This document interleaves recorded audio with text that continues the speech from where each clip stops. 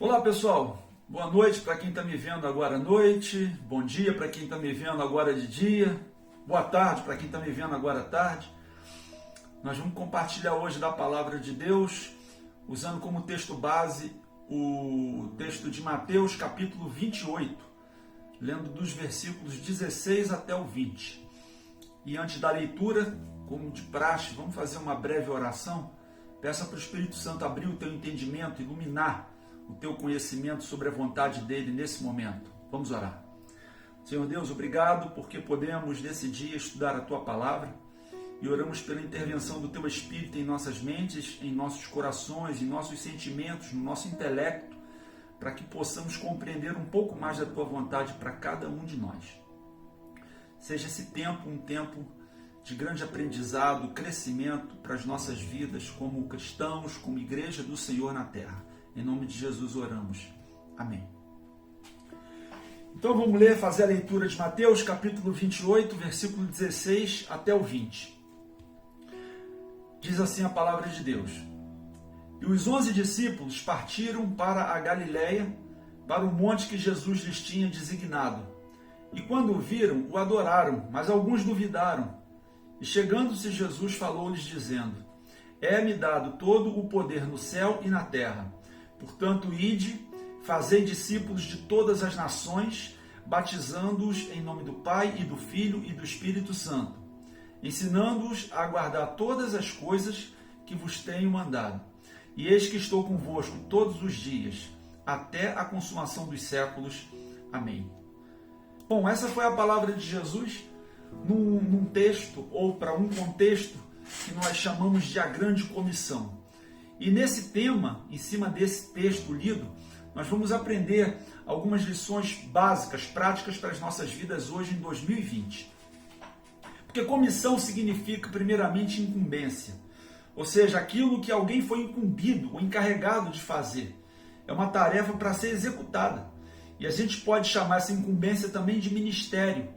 Ministério também significa o exercício de uma tarefa específica, de um trabalho, de uma obra, de um mistério. E dentro desse contexto de ministério, no estudo teológico, nós vamos encontrar incumbências ou ministérios específicos, como também os ministérios, incumbências gerais. O apóstolo Paulo, escrevendo a carta para os Efésios, no capítulo 4, no verso 11, ele fala com muita propriedade dos ministérios específicos, das incumbências cristãs específicas. Diz assim o texto, Efésios capítulo 4, verso 11. E ele mesmo deu uns para apóstolos, e outros para profetas, e outros para evangelistas, e outros para pastores e doutores, ou mestres. E é bem fácil você entender esse texto, se você usar como comparativo para entender os dedos de uma mão. Pensa comigo, nesses 5 dedos, o polegar.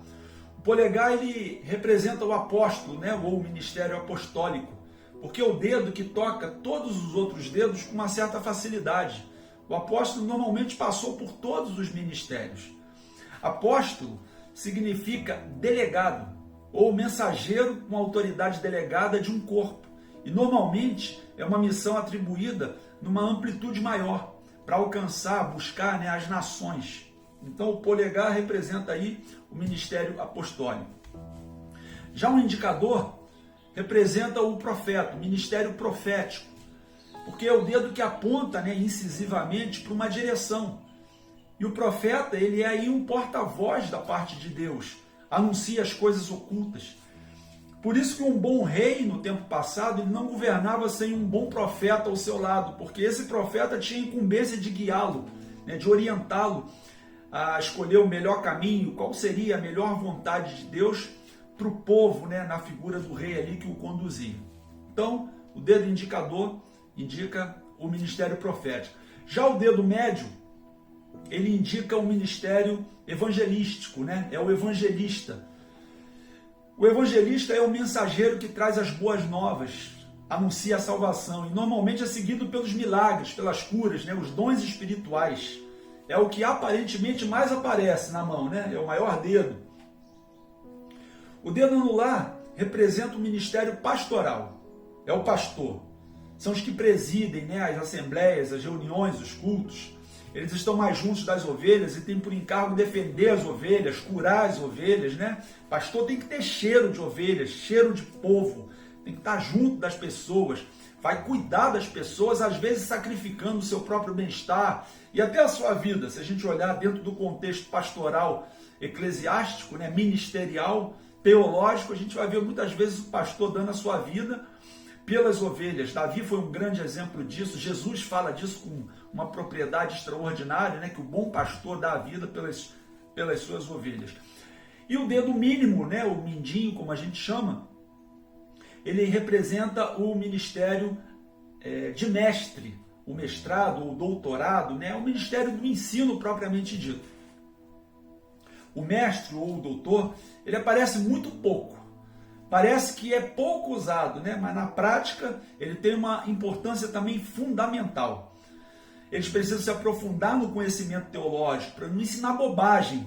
Se você hoje for analisar com muito critério teológico, científico, você vai ver que tem muita gente ensinando bobagem por aí. Mas isso cabe a cada um responder depois por si mesmo. Então o ministério do ensino, o ministério de mestre, de doutor, é um ministério que requer uma responsabilidade e uma aplicabilidade no estudo, no conhecimento, fantástico, extraordinário. Até porque é nesse ministério em que os primeiros ensinamentos vão ser dados, né, ministrados aos novos convertidos, às novas vidas em Cristo. E esses primeiros ensinamentos, normalmente, eles vão acompanhar a vida toda de cada pessoa para o resto da vida, por todo o tempo que eles estiverem sobre a terra. Então perceba com isso que os ministérios específicos, né, as incumbências específicas, as 5, né, o apóstolo, o profeta, o evangelista, o pastor, o mestre ou o doutor, todos eles são importantes. Todos eles são extraordinariamente imprescindíveis no corpo, na igreja ou pro ministério de Cristo na terra. Nenhum deles é mais importante do que o outro. No entanto, nem todos vão aparecer ao mesmo tempo ou com a mesma intensidade. Cada um tem a sua devida relevância e no tempo certo. E se todas as tarefas ficarem a cargo de um só dedo, só do pastor, só do evangelista, só do mestre, só do profeta ou só do apóstolo, em algum momento esse dedo, esse ministério, né, vai falhar ou vai se machucar, ou então vai alcançar um resultado que não é o melhor. E são esses os ministérios específicos que a gente comentou, que a Bíblia mostra e que são estudados propriamente na teologia. No entanto, esse texto de Mateus que nós lemos fala dos ministérios gerais. Jesus deu essa incumbência quando disse, portanto, ide, fazei discípulos de todas as nações. Ide fazer discípulos de todas as nações, ensinando-as a guardar tudo que eu vos tenho ordenado. E o que a gente aprende como primeira lição prática nesse texto, nesse contexto, nesse momento? Primeiro, todos somos chamados para fazer discípulos. Todos, indiscutivelmente, você foi chamado para fazer discípulo. Entenda isso. Você tem uma incumbência, você tem um ministério. Talvez você ainda não tenha nem descoberto ou nem sabido disso, mas você tem um ministério que é fazer discípulo. Talvez Deus te chame para um ministério específico também. Deus esteja te chamando para um ministério apostólico, né, ou profético, ou evangelístico, pastoral, de mestre, enfim. Cada um vai saber o seu chamado. No entanto, todos nós temos o chamado, né, para fazer discípulos. E há alguns detalhes que enriquecem o nosso entendimento sobre a palavra de Deus, como é nesse texto que a gente leu, como esse caso específico aqui. Porque Jesus disse, ide e fazei discípulos. O nosso português ele é muito vasto. E a mesma palavra, ela tem diversos significados. A gente pode, por exemplo, pensar na palavra rio. Se eu falo para você rio de uma forma isolada e você não está lendo como eu a escrevi ou em que contexto ela se encontra, você pode pensar pelo menos em 3 tipos de rio. Rio do verbo rir, eu rio. Rio muito quando você fala dessa maneira, eu estou rindo, eu estou conjugando o verbo rir. Mas eu também posso pensar no rio como aquele que corre no fundo do quintal da casa da minha avó. Quando eu era criança eu pescava no rio, lá no fundo do quintal da casa de vovó. Então é um outro tipo de rio, é o rio, né, substantivo comum. Mas também posso pensar no rio como substantivo próprio. Eu posso dizer para você, olha, amanhã eu tenho que ir ao Rio de Janeiro, a cidade do Rio de Janeiro. Então perceba que o português ele é vasto. O português tem palavras que admitem diversas possibilidades. Já o grego não é assim. O grego ele tem cada palavra específica para o seu significado. E quando a gente lê o texto aí, onde Jesus diz, ide e fazei discípulos, olha, o verbo ide na gramática grega não é um imperativo, como a gente está lendo aí no português. Ele é um gerúndio, ou seja, indo. Parece que Jesus está falando, na verdade, para os discípulos o seguinte, olha, quando vocês estiverem indo, ou quando vocês estiverem caminhando durante a jornada de vida de vocês pela terra, façam discípulos. Jesus está dando uma orientação bem definida para cada um deles, não dando uma ordem, vá e faça discípulos. Ele está dizendo, quando vocês estiverem indo, vocês vão fazendo discípulos aonde vocês estiverem, por onde vocês passarem. Então perceba aí a responsabilidade, né, do cristão, daquele que adota a intimidade com Deus como regra de fé, como regra de prática, aquele que segue a Jesus Cristo, aquele que quer ser o verdadeiro discípulo, por onde você for, aonde você estiver, faça um discípulo. Agora se liga no seguinte, para fazer bons discípulos, você precisa ser um bom discípulo também. Por quê? Porque cada um vai reproduzir segundo a sua espécie. Algum tempo atrás a gente falou sobre a reprodução por espécie, né? Cada um reproduz segundo a sua espécie. Não tem jeito. É dessa maneira que vai acontecer. Quando a gente tem filhos, por exemplo, a gente olhando para a nossa própria família, a gente percebe nitidamente as características dos nossos filhos. Eu que particularmente tenho 4, eu vejo que cada um deles tem características que são mais próximas a mim, outras mais próximas à mãe, mas ambos têm nossas características embutidas em si, no seu DNA. E não são características apenas físicas, não, fisionômicas, não. São características comportamentais, características espirituais. Então perceba aí que fazer discípulo é algo que realmente vai produzir alguém segundo a sua semelhança, segundo a sua imagem, segundo as suas características. E aí se você pensa, se você não é um bom discípulo, então você vai gerar um discípulo que não é tão bom assim. É o ciclo natural da reprodução. E olha que interessante, tem uma questão que o discípulo ele precisa entender.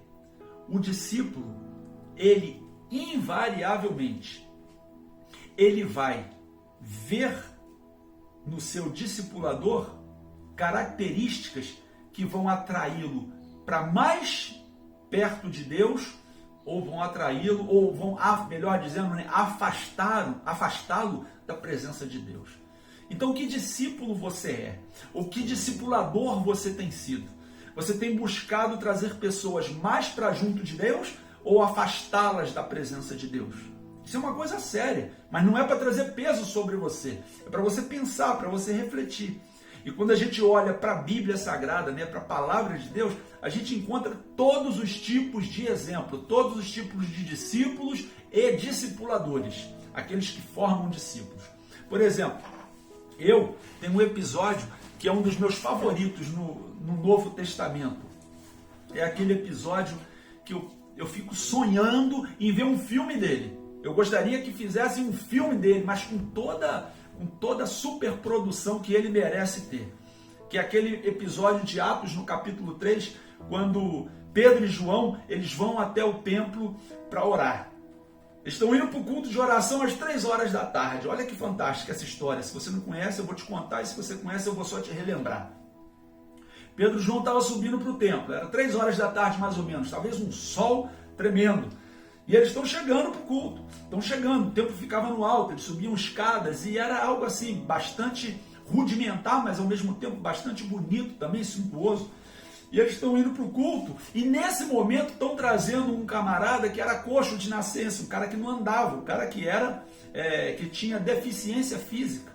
Logo, se ele não andava, ele também não podia trabalhar, era uma pessoa extremamente limitada, e essa pessoa era colocada na porta do templo todo dia, para quê? Pedir esmola. Era a forma que ele tinha de sobreviver, então ele era um mendigo, na verdade, né? Ele ficava ali na porta do templo pedindo esmola para quem entrava. Pô, me arruma um trocadinho aí, me dá uma moeda, me dá um dinheiro.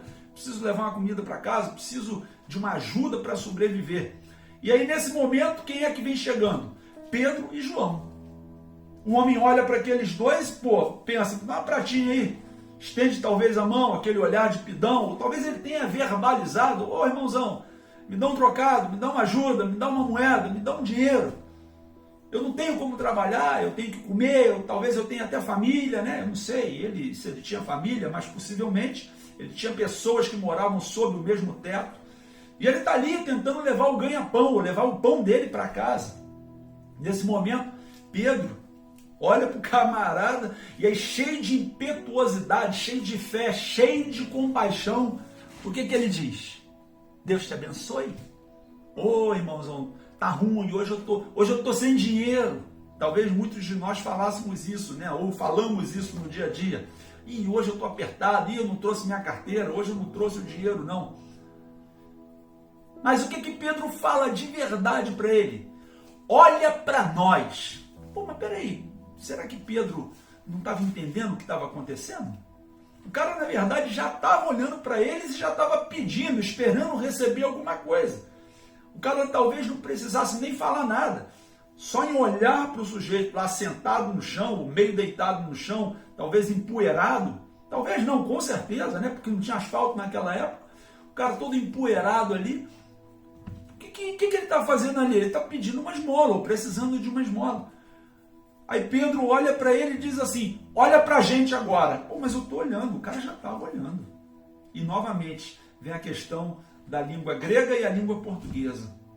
Olha para nós. Não olha de veja a gente, que a gente está aqui. A palavra é mais profunda. A palavra, ela traz um entendimento e traz um significado muito mais profundo de ver. Pedro está falando assim, cara, contempla o nosso interior.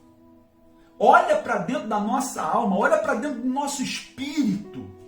Pô, e o cara está olhando, ninguém nunca falou assim comigo, nunca falou dessa maneira, desse jeito. Pedro está dizendo, contempla dentro da gente, cara. A gente está impregnado de Deus. A gente está cheio de uma presença sobrenatural. Você já prestou atenção que tem pessoas que quando falam contigo, ou que falam do amor de Deus, ou falam da palavra de Deus, elas falam com uma intensidade, uma profundidade, que aquilo parece que entra na nossa pele, parece que entra na sua pele, parece até que arrepia, parece que dá uma cutucada no nosso interior. Tem palavras no português que fogem, né, a essa explicação, mas você já viu que tem pessoas, tem homens, tem mulheres, que quando falam de Deus, elas parece que não são elas. Na verdade é o Espírito Santo falando através delas. Eu não sei como é que você está se sentindo agora, mas eu sei que quando aquele camarada que estava lá deitado no chão, esperando uma esmola, ouviu de Pedro, olha para nós, eu acho que aquele cara se arrepiou todo. Eu acho que aquele cara pensou, tem alguma coisa diferente acontecendo. Eu não sei o que é, mas olha, eu estou gostando do que vai vir por aí. Eu estou gostando, esses caras são diferentes. Esses caras estavam exalando vida do interior deles, a vida de Deus do interior deles para fora. Era algo que estava contagiando, não contaminando, mas contagiando quem estava em volta. E aí, o que aconteceu? Aquele homem olhou mesmo, olhou para dentro de Pedro, olhou para dentro de João. Aquele homem começou a perceber que tinha algo realmente diferente na vida daqueles dois. Eles não eram meros religiosos, eles não eram meros doutores da lei, eles não eram meros teólogos, eles eram homens íntimos de Deus, igual você. Amém? Diz um amém aí, pô, profetiza sobre a tua vida mesmo. E aquele homem olha para aqueles dois, aí Pedro fala com uma extraordinária propriedade. Irmãozão, eu não tenho ouro e não tenho prata, Mas o que eu tenho, isso eu vou te dar, em nome de Jesus Cristo Nazareno. Levanta e anda. Rapaz, o cara esperando pular uma garopinha, né? Ou uma oncinha lá do bolso de Pedro e de João. O que saiu? Não do bolso deles, mas na boca e da vida daqueles homens. Saiu vida. Em nome de Jesus Cristo Nazareno, levanta e anda. E pegou o cara pela mão e botou ele de pé, rapaz. E no mesmo momento, se você for ler o texto lá em Atos capítulo 3, você vai ver que as pernas do homem se firmaram. Que coisa extraordinária. O camarada levantou e o camarada andou. Mas sabe qual foi o resultado final dessa história? Entraram os três agora para o culto. Entraram os três andando, pulando e louvando a Deus. Olha que coisa extraordinária, aleluia. Os caras entraram ali e falaram, ué, mas esse camarada não era o coxo, não era o mendigo, não era o cara que ficava deitado lá. O cara tá bom, o cara tá curado, o que aconteceu? O poder de Deus agiu na vida daquele homem, antes coxo, mas que agora era uma nova criatura em Cristo Jesus. Graças a ação ousada, a ação intrépida de dois homens, simples como nós, Pedro e João. Então, irmão, perceba como faz diferença você ser alguém cheio de Deus na sua vida. Talvez, se fosse comigo, ou se fosse contigo, né? Se fosse conosco, eu não estou colocando peso sobre nós, mas eu quero dizer que isso acontece no nosso dia a dia, né? Nós diríamos o que para o cara, quando ele pedisse lá um dinheiro? Ah, Deus te abençoe. Toma aqui, segura R$2 aqui, vai em paz, Deus te abençoe. Vai aonde? O cara nem anda. Ah, eu vou orar por você, vou botar seu nome lá no caderninho de oração, vou botar seu nome lá na reunião de oração. Puxa, talvez você falasse isso, né? Ou eu também falasse isso. Talvez você também falasse assim, ó, eu vou orar para Deus te curar, vou orar para Deus confortar a sua família. Poxa, cara, tudo isso aí poderia acontecer. E eu não estou dizendo que seja errado, não. Mas, na prática, isso daí é uma forma bastante acomodada de nós não nos envolvermos com um problema alheio. Por diversos motivos. Por diversos motivos. E não cabe aqui a gente querer enumerar esses motivos ou apontar um erro ou um culpado. Não é nada disso, não.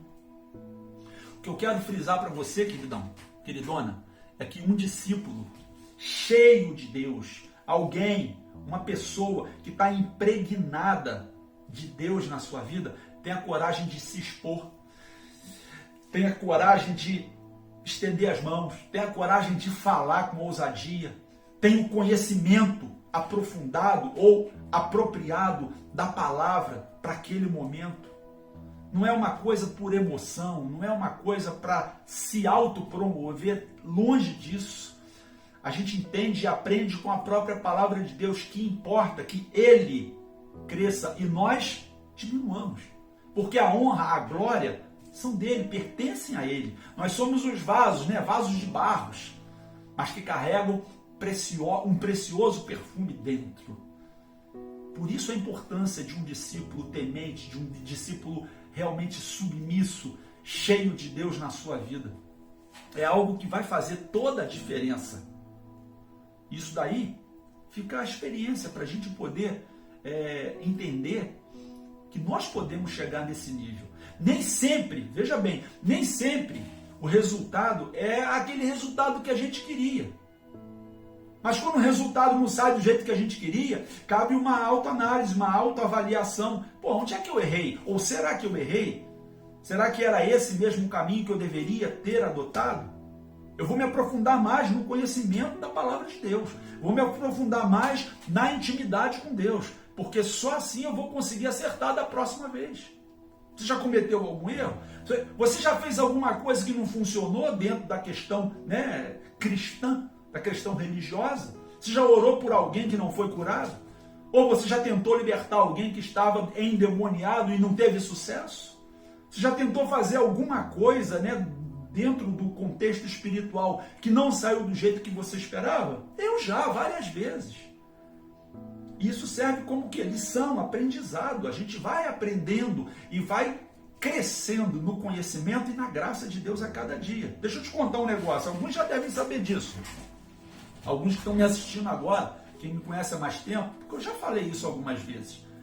Eu, particularmente, já tentei ressuscitar 3 defuntos. Não deu certo. Por que não deu certo? Em 2, eu vou te dizer que eu tive medo.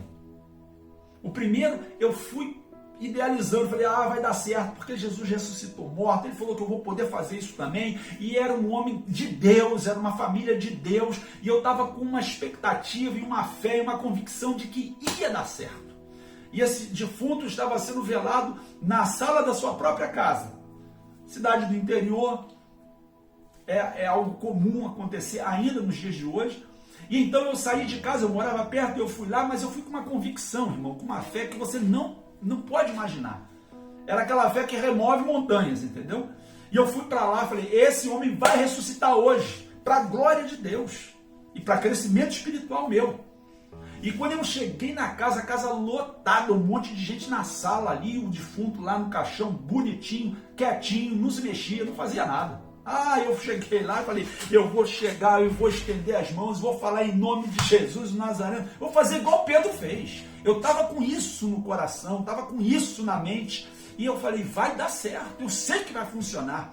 E quando eu cheguei a 1 palmo do caixão, preste atenção, a 1 palmo do caixão, aquela voz que veio talvez da profundeza do inferno, ou de qualquer lugar que não foi do trono de Deus, disse assim para mim, olha, e se ele não ressuscitar? Rapaz, desabou a minha fé, desmoronou a minha convicção.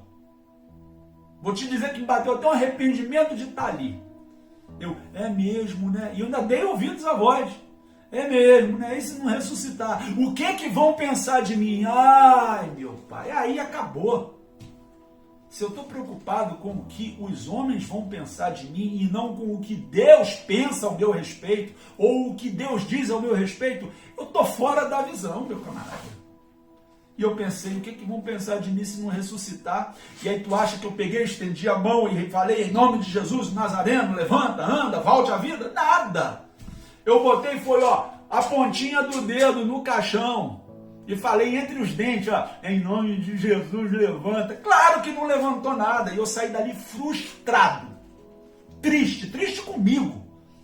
E percebi como eu era frágil e pequeno e volátil.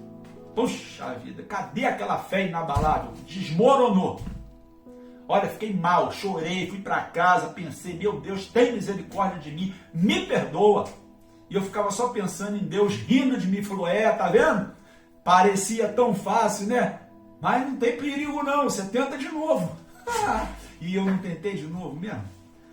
Fui a um outro funeral, só que esse foi lá em Niterói.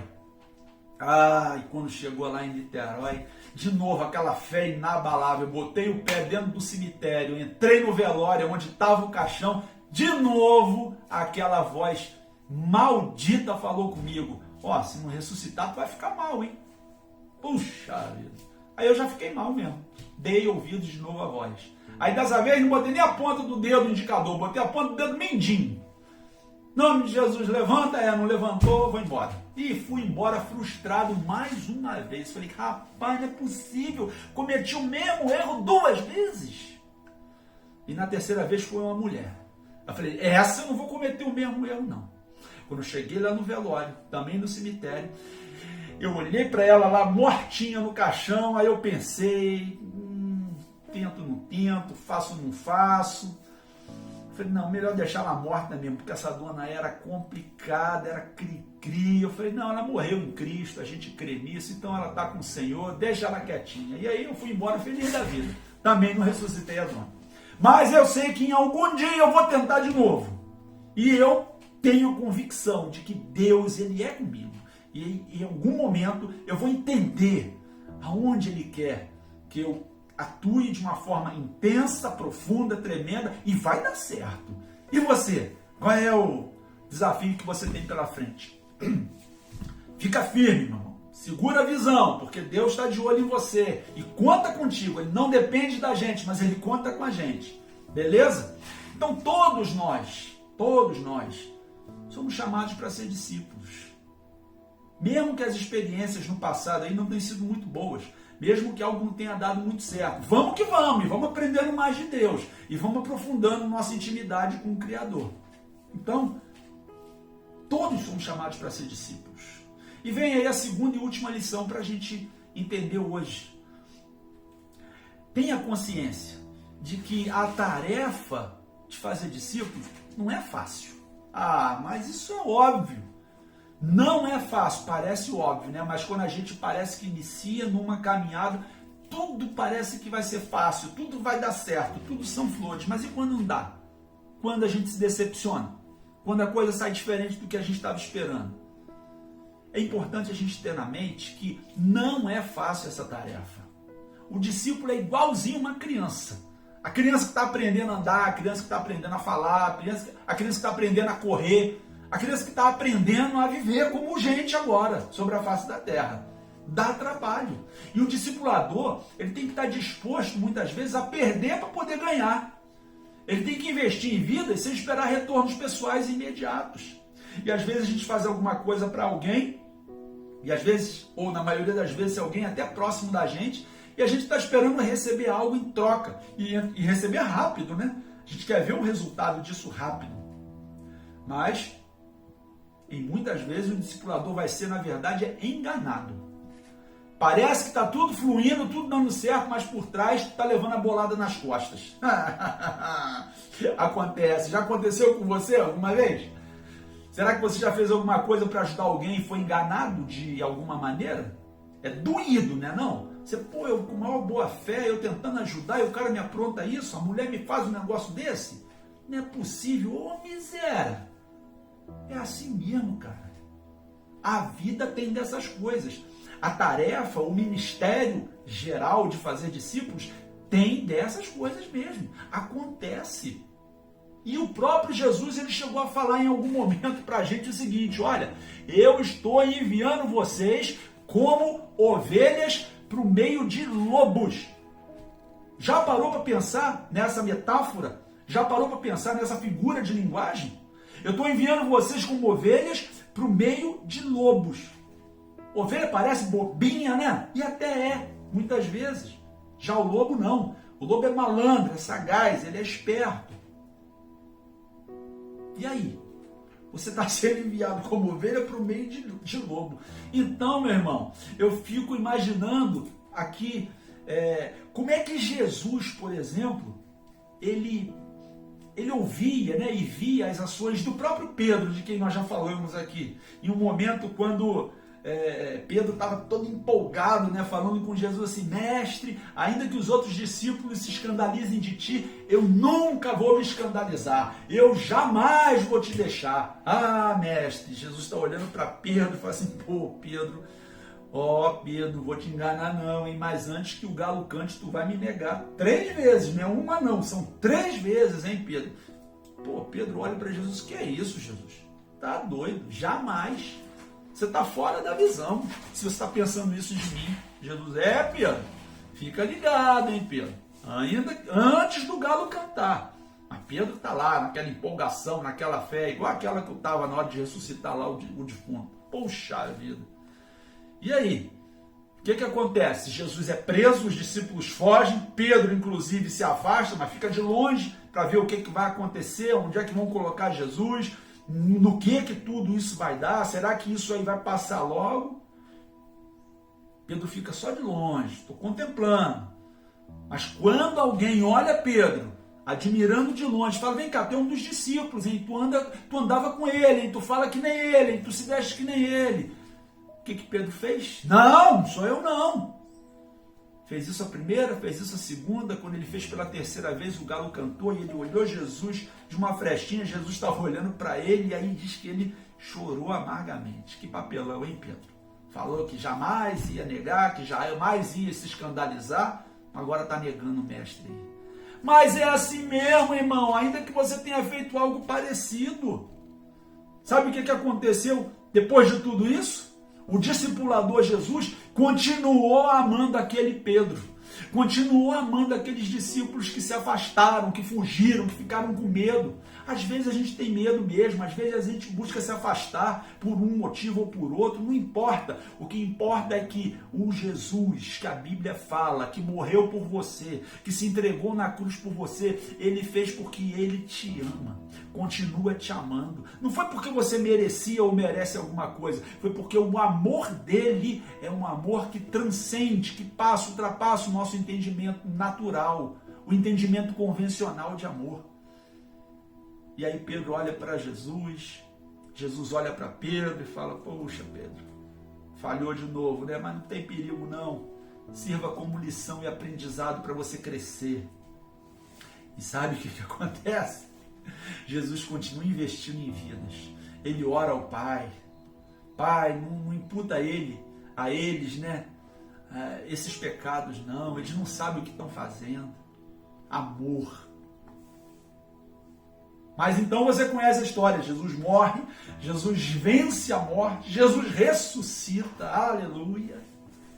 E depois que Jesus ressuscita, encontra com os discípulos, dá instruções e diz: olha, ide por todo mundo. Enquanto vocês estiverem indo, pregue o evangelho, lembra das experiências que vocês passaram, do crescimento, do ensinamento que vocês tiveram, porque agora vocês vão fazer proezas, vocês vão ter o meu Espírito habitando dentro de vocês. Que coisa extraordinária. E aí qual é a consequência disso? Qual é o resultado? Nós vemos esse Pedro, um foguete, esse Pedro que abria a boca para pregar e centenas de pessoas se convertiam. Esse Pedro que andava e por onde ele passava, a própria sombra curava. Endemoniados eram libertos. Olha que coisa extraordinária. Está falando de Pedro, está falando de Paulo, está falando dos discípulos que exalavam vida de Deus. A gente pode ser assim também. As vidas eram salvas, as vidas eram alcançadas, as vidas eram libertas. Mas não é porque aqueles homens eram especiais propriamente dito. É porque a presença de Deus era tão forte na vida deles que alcançava quem estava ao redor. Isso pode acontecer com a gente hoje. Isso que é incrível. Porque o Espírito Santo, o Espírito de Deus, o Espírito de Jesus Cristo, ele habita em nós. Ele está presente em nós. E ele é o mesmo Deus. Qual é a conclusão desse momento, desse estudo que a gente está fazendo? A gente já sabe que foi chamado para fazer discípulos. A gente já sabe que a tarefa não é fácil. E a conclusão de tudo isso é que se você decidir fazer discípulos, ou ainda se você decidir por ser um discípulo diferenciado, um discípulo íntimo de Deus, um discípulo que exala a vida, a Bíblia tem promessas garantidas para você e para mim, de que o nosso trabalho não será em vão. Deus tem algo reservado para nós. Deus tem uma recompensa reservada para nós. Ô glória! Que recompensa é essa? Eu não sei, mas eu sei que é coisa boa. Aquele coxo que a gente já falou, ele estava esperando uma recompensa lá de Pedro, né? Uma prata. Ele ganhou muito mais do que ele esperava, do que ele podia imaginar. Assim somos nós, diante da recompensa que Deus tem para nós. A gente talvez esteja esperando uma coisa boa, mas Deus não vai nos dar uma coisa boa. Deus vai nos dar uma coisa excepcional. Eu tenho certeza, eu creio nisso. Mas por quê? Porque isso já é prometido desde o Antigo Testamento. O segundo livro das Crônicas, no capítulo 15, versículo 7, diz assim: vós, porém, esforçai-vos e não desfaleçam as vossas mãos, porque a vossa obra terá uma recompensa. Isso é lá no Antigo Testamento, mais de 1000 anos antes de Cristo. E quando veio o tempo do Novo Testamento, o tempo chamado cristão, ou a era cristã, Paulo diz, quando ele escreve a primeira carta aos Coríntios, no capítulo 15, verso 58, dizendo o seguinte: portanto, meus amados irmãos, sede firmes e constantes, sempre abundantes na obra do Senhor, sabendo que o vosso trabalho não é vão no Senhor. Aleluia! Não é vão! Ele está olhando, ele vai te recompensar, ele vai agir em seu favor. Oh, glória!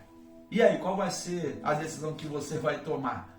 Vai continuar nesse estado de morbidez? Ai, mas tudo dá errado para mim. Ai, mas tudo é difícil. Tudo que eu ponho a mão dá errado. Para de pensar então de forma negativa e pense o seguinte: o meu Redentor vive, então se eu estou junto dele, tudo que eu puser a mão vai dar certo. Porque ele é o meu escudo. Ele é quem me guarda. Ai, mas eu estou com tanto medo de ser assaltado. Eu estou com medo de pegar o coronavírus. Meu querido, maior do que o coronavírus é o Deus que venceu a morte. O coronavírus é nada para ele.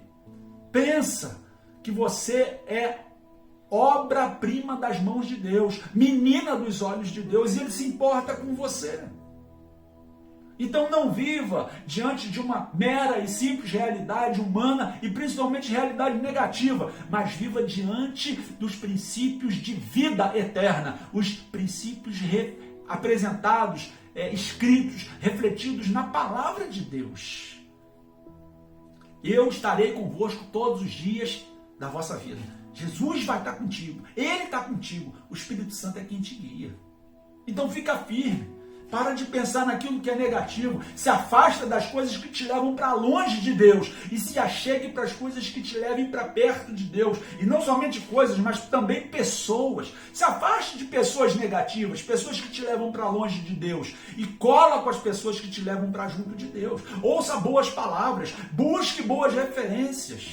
Claro que você vai se decepcionar uma vez ou outra, não importa com isso. Retenha o que for bom, despreza o que for negativo e segue a tua caminhada. Pega essa visão, meu irmão, porque é um tempo de viver uma nova fase, um novo tempo. Quando acabar essa pandemia, se acabar agora, né? Se nós sairmos, né, ou para a vida normal cotidiana, ou quando sairmos para a vida normal cotidiana, pense que você vai sair mais cheio de Deus do que você entrou no momento da crise. Crises são oportunidades para a gente crescer, para a gente alavancar a nossa fé. Tome uma boa decisão hoje. E para terminar, vamos fazer uma oração. Algo direto, objetivo, específico.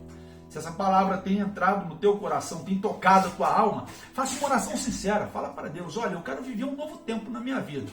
Se você nunca recebeu Jesus, toma a decisão agora, porque Ele está vivo. Se você já recebeu e está meio afastado, cola nele de novo, camarada. Porque é um bom negócio. E se você já está colado nele e precisa se aprofundar mais, então, meu irmão, paga o preço para se aprofundar no conhecimento. Porque o retorno é Ele que vai te dar. Vamos orar. Senhor Deus, obrigado por esse tempo, obrigado por essa palavra. E nós oramos para que o Teu Espírito continue agindo no nosso coração. Aqueles que ainda não receberam a Jesus Cristo, então façam a seguinte oração: Jesus, eu te confesso como meu Senhor e Salvador. Eu quero viver um novo tempo e te entrego a minha vida a Ti. Nem entendo muito bem como é que é isso, mas eu creio que o Senhor vai me conduzir e vai me levar a entender isso no dia a dia.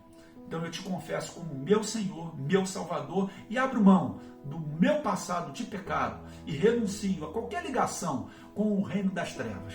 Faço isso porque o Teu sangue foi derramado por mim na cruz do Calvário e eu me aproprio desse sacrifício, porque o Senhor é o meu Redentor. E aquele que porventura esteja um pouco distante de Deus e queira se aproximar, faz uma oração também parecida com essa: Jesus, perdoa os meus pecados, quero recomeçar a minha caminhada.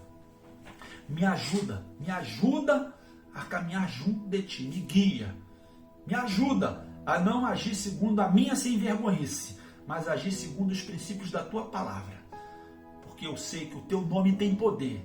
E no Teu nome, Jesus, eu quebro toda maldição, toda corrente, todo elo que possa estar me aprisionando no reino das trevas. Eu faço isso pelo poder das minhas palavras, segundo a Tua palavra, Jesus. E é no Teu nome que está sobre todos os nomes. E Pai, cada um que fez alguma oração, de alguma maneira, eu oro para que o Senhor nos abrace a todos e nos guie, e nos guarde e nos conduza segundo a Tua vontade, para que, mais uma vez, o reino das trevas seja envergonhado e o nome do Senhor glorificado entre nós nessa terra, porque nós somos a Tua igreja e a Tua igreja tem promessas específicas. As portas do inferno não prevalecerão. Aleluia! Nós declaramos o Teu fogo santo, queimando toda a erva daninha e fazendo proezas em nossas vidas e através das nossas vidas. Para a Tua glória, Pai. Seja assim, em nome de Jesus Cristo. Amém. Aleluia. Paz seja contigo. boa decisão, boa caminhada. E vamos que vamos, porque Jesus está voltando. Com Ele vem a sua recompensa para nos abençoar. Tchau.